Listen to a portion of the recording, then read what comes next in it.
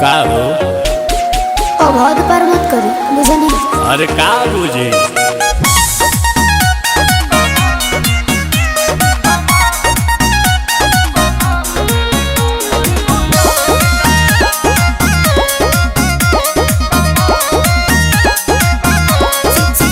शीतलहरी में बहरी न जाइए पिया, इस शरीर का समीर न बनाइए पिया।